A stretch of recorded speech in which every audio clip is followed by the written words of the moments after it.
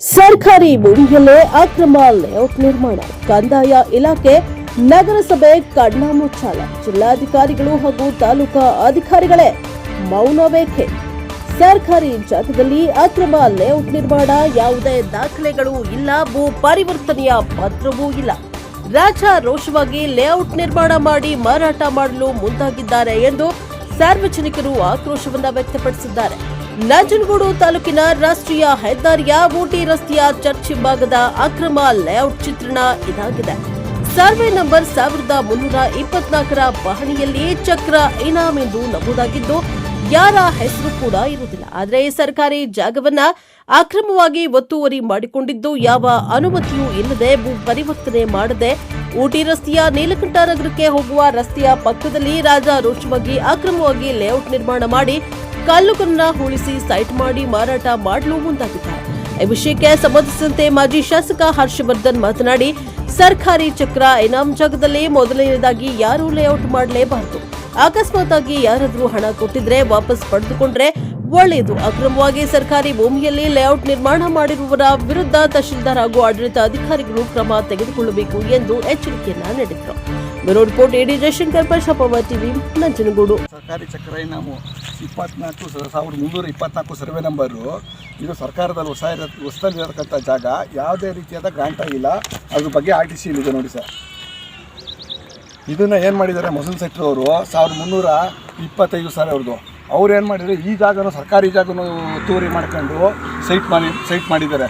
ನಾವು ಈ ವಿಚಾರವಾಗಿ ತಹಶೀಲ್ದಾರ್ಗೆ ಕಂಪ್ಲೇಂಟ್ ಕೊಟ್ಟಿದ್ದೀವಿ, ಸರಿನಾ, AC ಅವ್ರಿಗೆ ಕಂಪ್ಲೇಂಟ್ ಕೊಟ್ಟಿದ್ದೀವಿ, ಮತ್ತು DC ಅವ್ರಿಗೆ ಕಂಪ್ಲೇಂಟ್ ಕೊಟ್ಟಿದ್ದೀವಿ, ಮತ್ತು ಇದ್ರದ್ದು ಜಾಗದ್ದು GPF ಫೋಟೋ ಸಮೇತ ಎಲ್ಲ ದಾಖಲಾತಿ ಪ್ರಕಾರನೂ ಕೊಟ್ಟಿದ್ದೀವಿ. ಈ ವಿಚಾರವಾಗಿ ಶಾಸಕರ ಹತ್ರ ಹೋಗಿ ನಾವು ಮಾತಾಡಿದ್ದೀವಿ. ನೋಡಿ ಸರ್, ಹಿಂಗಾಗಿದೆ, ಈ ರೀತಿ ಇದನ್ನು ಸರ್ಕಾರದ ಜಾಗನ ಬಿಡಿಸ್ಕೊಡಿ ಅಂತ ಆಯಿತು ಅಂತ ಒಂದು ವಾರ ಟೈಮ್ ಇಸ್ಕೊಂಡವರು. ಇವತ್ತವರೆಗೂ 15 ದಿನ ಆಯಿತು, ಶಾಸಕರಿಗೂ ಮಾತಾಡ್ತಿಲ್ಲ. ನನಗೆ ಯಾಕೋ ಶಾಸಕರದ್ದು ಇದರಲ್ಲಿ ಪಾಲಿರ್ಬೋದು ಅಂತ ಕಾಣಿಸುತ್ತೆ. ಇದೇ ಬೇರೆ ಯಾರು ಮಾಡಿದರೆ ಇಷ್ಟೊತ್ತಿಗೆ ದೊಡ್ಡ ಹಗರಣ ಮಾಡಿರೋರು. ಶಾಸಕರು ಒಂದು ಇದಕ್ಕಾರ ಬಂದು ಇದು ಸರಿನಾ ತಪ್ಪು ಅಂತ ಇವತ್ತು ಸಣ್ಣ ವಿಚಾರ, ಇದು ಒಂದು ದಿಸಾಂಕ ಹಾಕೊಂಡು ಕುಂತ್ಕೊಂಡ್ರೆ ಈ ಸರ್ವೆ ನಂಬರ್ ಯಾವುದು ಅಂತ ತೋರಿಸುತ್ತೆ, ಪಕ್ಕದ ಯಾವುದು ಇದ್ಯಾವುದು ಅದ್ಯಾವುದು ಎಲ್ಲ ತೋರಿಸುತ್ತೆ.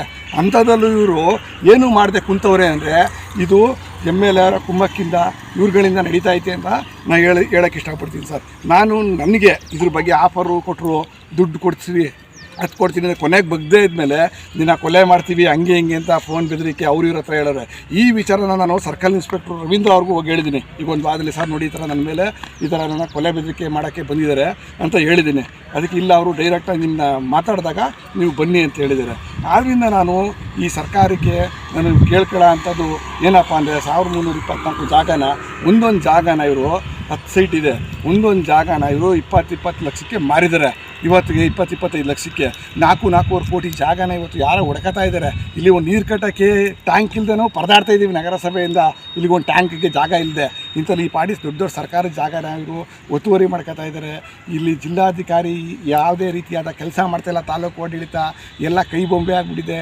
ಯಾರು ಮಾತು ಕೇಳ್ಕೊಂಡು ನಡೀತಾ ಇದ್ದಾರೆ ಅನ್ನೋದು ಗೊತ್ತಾಯ್ತಿಲ್ಲ. ಈ ಪಾರ್ಟಿ ಅರ್ಜಿ ಕೊಟ್ಟು ಇಷ್ಟೆಲ್ಲ ಮಾಡಿದವರು ಒಂದು ಸೌಜನ್ಯಕಾರ ಬಂದು ಈ ಸ್ಪಾಟ್ ವಿಸಿಟ್ ಮಾಡಿಲ್ಲ, ಇಲ್ಲಿ ಏನಾಗಿದೆ ಅನ್ನೋದು ಅವರು ನೋಡಿಲ್ಲ. ನಾವು ಇದ್ರ ವಿರುದ್ಧ ಈಗ ಭೂಲೋಕ ಇದಕ್ಕೆ ಭೂ ಪರಿವರ್ತನಾ ಬೆಂಗಳೂರು ಇದೆಲ್ಲ ಅಲ್ಲಿಗೆ ಕೋರ್ಟ್ ಮಾಡೋಕ್ಕೆ ಹೋಗಿ ಕೇಸ್ ಮಾಡೋಕ್ಕೆ ಹೋಗ್ತೀವಿ. ನಾಳೆ ಇದನ್ನು ಲೋಕಾಯುಕ್ತರಿಗೆ ಕಂಪ್ಲೇಂಟ್ ಮಾಡ್ತೀವಿ. ಮಾಡಿ ಎಲ್ಲಿ ತನಕ ಅವರು ಜಾಗ ಬಿಡೋಲ್ಲ ಅಲ್ಲಿ ತನಕ ನಾವು ಹೋರಾಟ ಮಾಡ್ತೀವಿ.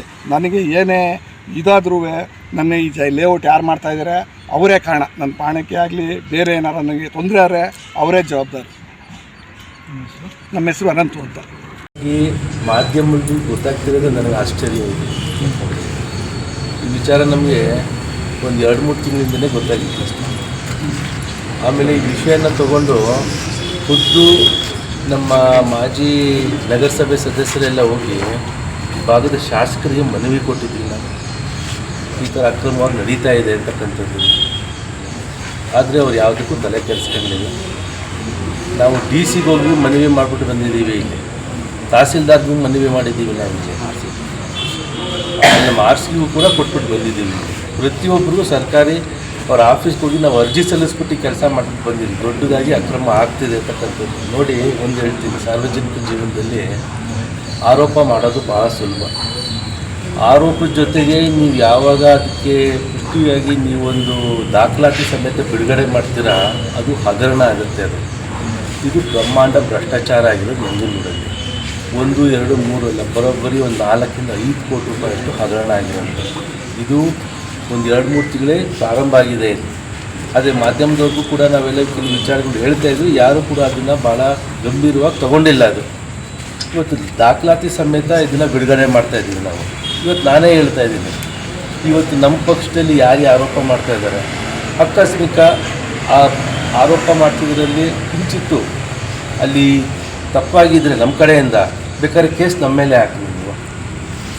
ಇಲ್ಲ ಅಂತಂದರೆ ಇದರಲ್ಲಿ ಯಾರ್ಯಾರು ತಪ್ಪಿತಸ್ಥಿದ್ದಾರೆ ಅವರು ಪ್ಲಸ್ ಅಧಿಕಾರಿಗಳು ಅವ್ರ ಮೇಲೆ ತಕ್ಷಣ ಕ್ರಮ ಜರುಗಿಸ್ಬೇಕು. ಆಮೇಲೆ ಇದಕ್ಕೆ ಹಿಂದೆ ನಿಂತ್ಕೊಂಡು ಬಲವಾಗಿ ಯಾರು ತಾಲೂಕು ಆಡಳಿತ ನಡೆಸ್ತಾ ಇದ್ದಾರೆ ಅವರಿಲ್ಲ ಅಂತಂದರೆ ಖಂಡಿತವಾಗ್ಲೂ ಈ ಕೆಲಸ ಆಗೋಕ್ಕೆ ಸಾಧ್ಯನೇ ಇಲ್ಲ. ತಮಗೆ ಜ್ಞಾಪಕ ಹೇಳೋಕ್ಕೆ ಇಷ್ಟಪಡ್ತೀನಿ. ನಾನು ಶಾಸಕರಾದ ಸಂದರ್ಭದಲ್ಲಿ ಕಾಂಗ್ರೆಸ್ ಪಕ್ಷದ ಬಹುತೇಕ ಈ ನಗರಸಭೆ ಸದಸ್ಯರು ನನಗೆ ಬಂದು ಕಂಪ್ಲೇಂಟ್ ಮಾಡ್ಕೊಂಡು ಹೇಳೋರಲ್ಲಿ ಈ ಥರ ಹಿಂಗೆ ಆಗ್ತಾಯಿದೆ ನಗರಸಭೆಯಲ್ಲಿ ಅಂತ. ನಾನು ತಕ್ಷಣ ಅದ್ರ ಬಗ್ಗೆ ಕೂಡಲೇ ನಾನು ನಗರಸಭೆ ಆಯುಕ್ತರನ್ನ ಕರೆದ್ಬಿಟ್ಟು ಅಲ್ಲೇ ಸರಿ ಮಾಡ್ತಾಯಿದ್ದೆ. ತಪ್ಪಾಗಿದ್ದರೆ ಆಯುಕ್ತರಿಗೆ ಅಲ್ಲೇ ಬೈದ್ಬಿಟ್ಟು ಸರಿ ಮಾಡಿಸ್ತಿದ್ದೆ ಅದನ್ನು.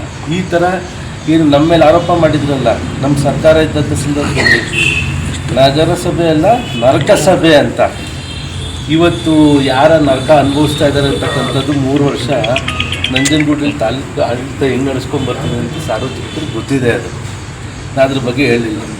ಇದು ಈ ಥರ ಒಂದು ಆರೋಪ ನಮ್ಮ ಆಡಳಿತದಲ್ಲಿ ಒಂದು ಬಂದಿದೆ ತೋರಿಸ್ತೀನಿ. ಇವತ್ತು ಯಾರ್ಯಾರು ಆ ಜಾಗದ ಸೈಟ್ಗೆಲ್ಲ ತೊಗೊಂಡಿದ್ದಾರೆ ಪಾಪ ಎಲ್ಲ ನಮ್ಮ ಅಲ್ಪಸಂಖ್ಯಾತ ಸಹೋದರರು ತೊಗೊಂಡಿರೋಂಥವ್ರು ಪಾಪ ಕಷ್ಟಪಟ್ಟು ಬೆವರು ಸುರಿಸ್ಕೊಂಡು ಪಾಪ ಇನ್ನು ದುಡ್ಡುಗಳ ಕೂಡೀಕರಿಸಿ ಸೈಟಿನಿಂದ ತೊಗೊಬೇಕಾದ್ರೆ ಹೋಗಿ ಈ ಥರ ಒಂದು ಅಕ್ರಮವಾಗಿರೋಂಥ ಸೈಟ್ ತೊಗೊಳ್ತಾರೆ. ನಾಳೆ ಏನಾರ ಮನೆ ಕಟ್ಟಿಸ್ಮೇಲೆ ಒಂದು ದಿನ ಬುಲ್ಡೋಸ್ ಬಂದು ಹೊಡ್ಕೊಂಡು ಹೋಗ್ಬಿಟ್ರೆ ಅಕ್ರಮವಾಗಿ ನೀವು ಸರ್ಕಾರಿ ಜಾಗದ ಮೇಲೆ ಚಕ್ರ ಅಂಥದ್ದು ಏನು ನಮ್ಮ ಇದ್ರಲ್ಲಿ ಬರ್ತಾ ಇದೆ ಇದರಲ್ಲಿ ಆ ರೆಕಾರ್ಡ್ಸಲ್ಲೆಲ್ಲ ಅದ್ರ ಮೇಲೆ ನೀವು ಕಟ್ಟಂಗೆ ಇಲ್ಲ. ನೀವು ಈ ಥರ ಎಲ್ಲ ಮಾಡ್ಕೊಂಡು ಹೋದರೆ ಹೆಂಗಪ್ಪ ಇದು? ಆಮೇಲೆ ಎಲ್ಲ ಕೇಳಕ್ಕೆ ಹೋದರೆ ಇಲ್ಲ ಇದ್ರಲ್ಲಿ ಇವ್ರು ತಪ್ಪಿಲ್ಲ, ಮತ್ತು ಇನ್ಯಾರು ತಪ್ಪದು? ಇಲ್ಲ, ಈ ಕೂಡಲೇ ನಗರಸಭೆ ಆಯುಕ್ತರು ರಾಜೀನಾಮೆ ಕೊಡಬೇಕು. ಯಾಕಂದರೆ ಅವರು ಇದರಲ್ಲೇ ಆಗಿರೋಂಥದ್ದು. ಆಮೇಲೆ ನಗರಸಭೆ ಆಯುಕ್ತರಿಗೆ ಹಿಂದೆಯಿಂದ ಯಾರೋ ತಾಕೀತು ಮಾಡ್ತಾ ಇದ್ದಾರೆ ಈ ಕೆಲಸ ಎಲ್ಲ ಮಾಡಿಕೊಡಿ ಅಂತ ಅನ್ನೋರು, ಫಸ್ಟ್ ಅವ್ರನ್ನ ನೀವು ಪ್ರಶ್ನೆ ಮಾಡಬೇಕು. ಸೊ ಹಾಗಾಗಿ ಇದೊಂದು ಬ್ರಹ್ಮಾಂಡ ಭ್ರಷ್ಟಾಚಾರನ ಇವತ್ತು BJP ಪಕ್ಷ ಇವತ್ತನ್ನು ಜನಗಳ ಮುಂದೆ ಮಾಧ್ಯಮದ ಮುಖಾಂತರ ನಾವು ತಿಳಿಸ್ತಾ ಇದ್ದೀವಿ. ಅಲ್ಲಿ ನಮ್ಗೆ ಒಂದೇ ಒಂದು ಒತ್ತಾಯ, ನಮ್ಗೆ ಆ ಕಡೆ ಯಾರ್ಯಾರು ಸೈಟ್ ತೊಗೊಂಡಿದ್ದಾರೆ ಸ್ವಲ್ಪ ನೋಡಿ ಅದನ್ನು ಸೈಟ್ದು ಸರಿ ಇಲ್ಲ ಅಂತಂದಮೇಲೆ ನೀವು ಪಾಪ ಏನೇನು ದುಡ್ಡನ್ನ ಕೊಟ್ಟಿದ್ರೆ ವಾಪಸ್ ತೊಗೊಳ್ಳಿ ನೀವು. ಇಲ್ಲ ನಾಳೆ ನೀವೇನಾದ್ರು ಕಟ್ಟೋಕ್ಕೆಲ್ಲ ಮತ್ತೊಂದು ಹೋದರೆ ಅಂತಂದರೆ ಅದು ಕಾನೂನು ಬಾಹಿರವಾಗಿ ಅದು ಕೆಲಸ ಆಗುತ್ತೆ ಅದು. ಆಮೇಲೆ ನಾಳೆ ಮತ್ತೆ ನೀವೆಲ್ಲ ಕಾನೂನು ತೊಗೊಳ್ಳಿಲ್ಲ ತಾವು ಸಿಲುಕಿಸ್ಕೊತೀರ ಅಂತ ಹೇಳಿ ತಮ್ಮ ಮುಖಾಂತರ ಒಂದು ಎಚ್ಚರಿಕೆ ಗಂಟೆ ತಪ್ಪು ತಿಳಿಸ್ತಾ ಇದ್ದೀನಿ ಅಂತ ಹೇಳ್ಬೋದು.